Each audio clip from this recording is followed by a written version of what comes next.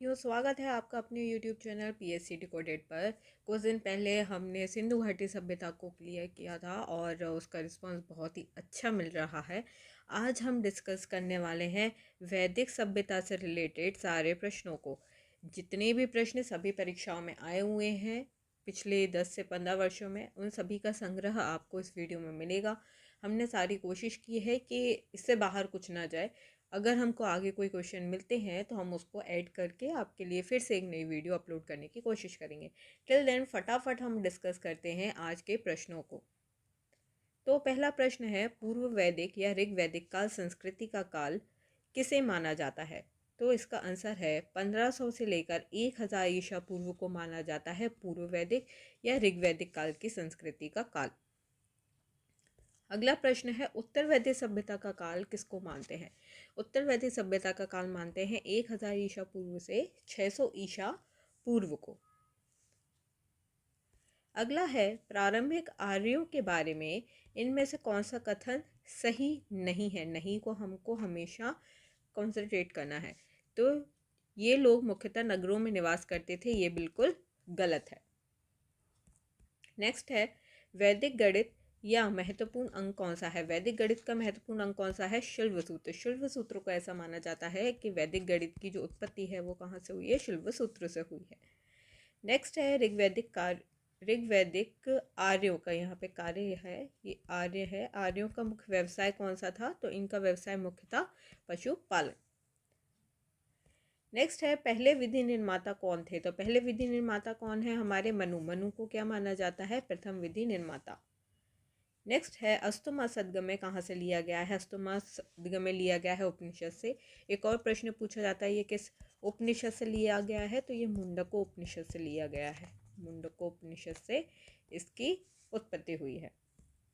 Next है, वेदों को अपौरुषेय क्यों कहा जाता है? तो अपौरुषेय इसलिए कहा जाता है क्योंकि इसकी रचना किसने की है? देवताओं ने की है।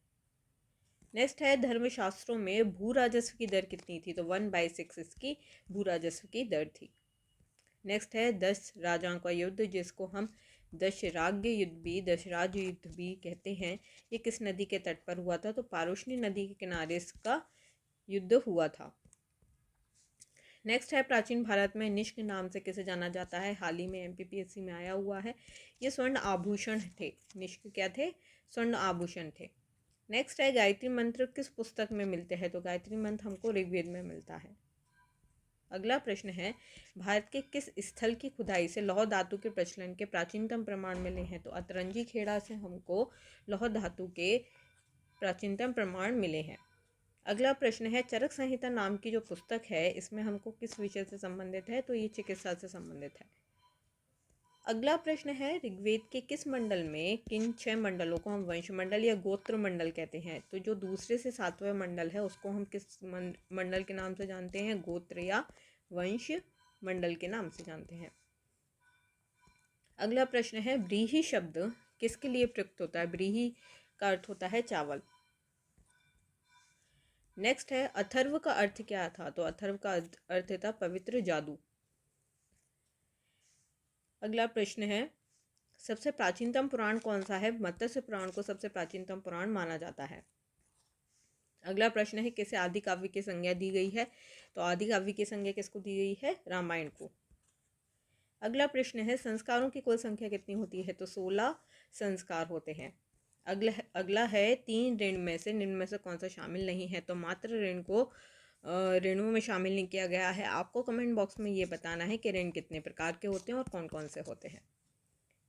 नेक्स्ट है, निम्न में से कौन मूलतः समुद्रीय जल का देवता था? तो वरुण को समुद्रीय जल का देवता माना जाता था। नेक्स्ट है, आर्यों के आर्कटिक होम सिद्धांत का पक्ष किसने लिया था? तो VG तिलक ने आर्यों के आर्कटिक होम सिद्धांत का पक्ष लिया था। बहुत ही इंपॉर्टेंट है।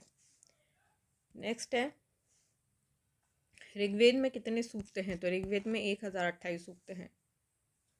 अगला प्रश्न है, निम्न में से किसे भारतीय परमाणुवाद का जनक कहा जाता है? तो किसको कहा जाता है? महर्षि के कर्णाद को भारतीय परमाणुवाद का जनक कहा जाता है। नेक्स्ट है, मनुस्मृति मुख्यतः किससे संबंधित है? मनुस्मृति आपकी संबंधित है कानून से। नेक्स्ट है, अवेस्ता और ऋग्वेद में क्या संबंध है? तो अवेस्ता और ऋग्वेद में क्या है? ये दोनों ही ईरान से है। नेक्स्ट है ऋग्वेद में अग्रण्य शब्द का प्रयोग किसने किया था? तो अग्रण्य शब्द का प्रयोग किसने किया है? गाय। नेक्स्ट है वैदिक युग में प्रचलित लोकतंत्र प्रणाली कैसी है? तो ये थी गणतंत्र। नेक्स्ट है उपनिषद काल के राजा अश्वपति किसके शासक थे? कैकेयी के थे। इसी के साथ ये वीडियो यहीं समाप्त होती है। आपको अगर मेरी वीडियो पसंद आ रही है तो प्लीज़ लाइक कीजिए, अपने दोस्तों फैमिली के साथ शेयर कीजिए और मेरे चैनल को बिना सब्सक्राइब किए बिना मत जाइए। अगर आपको इसके PDF चाहिए तो मेरे टेलीग्राम चैनल की लिंक डिस्क्रिप्शन में दी हुई है, आप चैनल विजिट कर सकते हैं। आपको और भी वहाँ पर क्विज़ अपलोड किए जाते हैं डेली बेसिस पर। तो till then thank you so much.